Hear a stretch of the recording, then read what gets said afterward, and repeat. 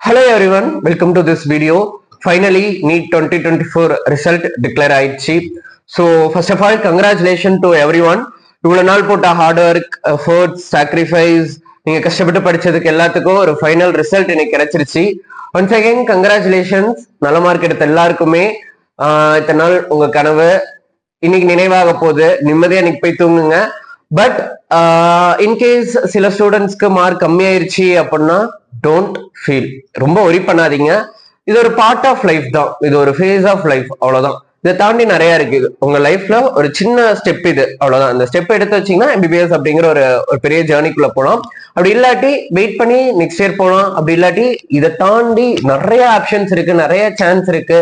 கடவுள் நம்மள ஒரு தடவை கீழே விழ வைக்கிறாரு அப்படின்னா நம்ம இதுக்கு மேல ரொம்ப ஸ்ட்ராங்கா எந்திரிக்கணும் அப்படிங்கிறதுக்காக தான் நம்ம கீழே விழ வைக்கிறாங்க. ஸோ அதை மைண்ட்ல வச்சுக்கோங்க. We want to be more and more stronger. So தைரியமா இருங்க, இது ஒரு பார்ட் தான். தென் இன்னொரு விஷயம் என்ன அப்படின்னா, கட் ஆஃப் கண்டிப்பா கட் ஆஃப் இன்க்ரீஸ் ஆகும் அப்படின்னு எல்லா சேனல்லையும் போட்டுட்டு இருக்காங்க. அதை பார்த்து பயப்படாதீங்க. Don't get panic from this thing.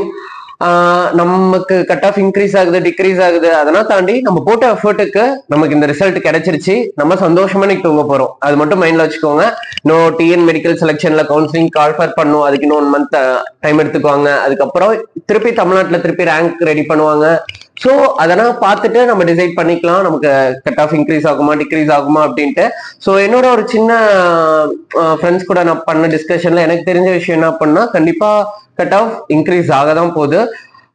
Question paper easy tough அப்படிங்கிறத தாண்டி competition become heart.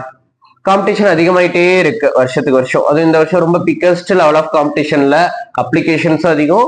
Question easy tough தாண்டி எல்லாருமே நல்லா பர்ஃபார்ம் பண்ணியிருக்காங்க. அதனால கட் ஆஃப் இவ்வளவு இன்க்ரீஸ் ஆகலாம். ஸோ ஆகலாம், அவ்வளவுதான். ஆகும்னு யாராலுமே சொல்ல முடியாது, ஆகலாம், அவ்வளவுதான். ஸோ ஸ்ட்ராங்கா இருங்க. இன்னைக்கு போய் நிம்மதியா தூங்குங்க. நம்ம மார்க்கை தெரிஞ்சுக்கிட்டீங்க.